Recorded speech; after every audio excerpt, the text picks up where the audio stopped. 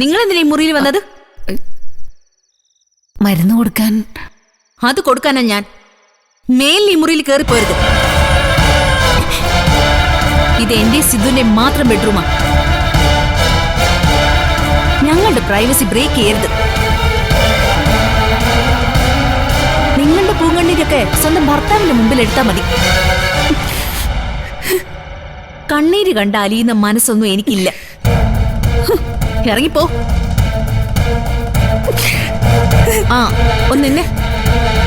ഇന്ന് ഞങ്ങളുടെ ആദ്യ രാത്രിയാണെന്നറിയാലോ. വന്ന് കേറിയപ്പോ നിലവിളക്ക് തന്നതറിയാലോ. ആ ഉത്സാഹമൊക്കെ ഇപ്പൊ പോയോ?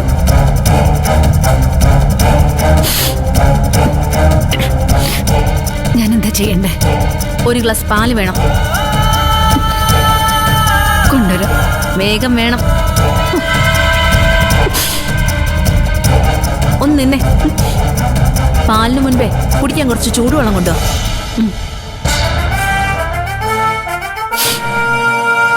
നീ ഇതെന്ത് ഭാവിച്ച?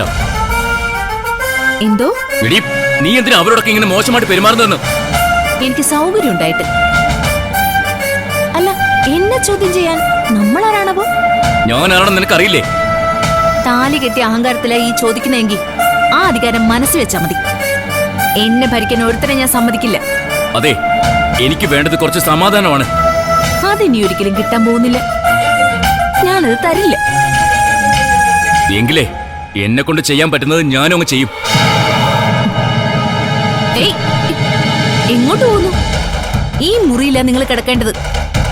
ഞാൻ തീരുമാനിക്കും എവിടെ കിടക്കണമെന്ന്. അതൊക്കെ പണ്ട് ഒറ്റയ്ക്ക് തീരുമാനം എടുക്കുമ്പോ ഇന്ന് ഉച്ചയോടെ അത് അവസാനിച്ചു. ഇനി മുതൽ എന്റെ അനുവാദമല്ലാതെ നിങ്ങൾക്ക് ഒരു തീരുമാനം എടുക്കാൻ പറ്റില്ല.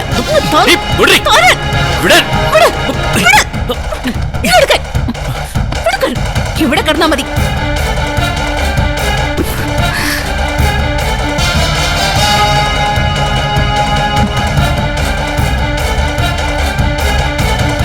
ഇത്ര പെട്ടെന്ന് ചൂടാക്കിയോ?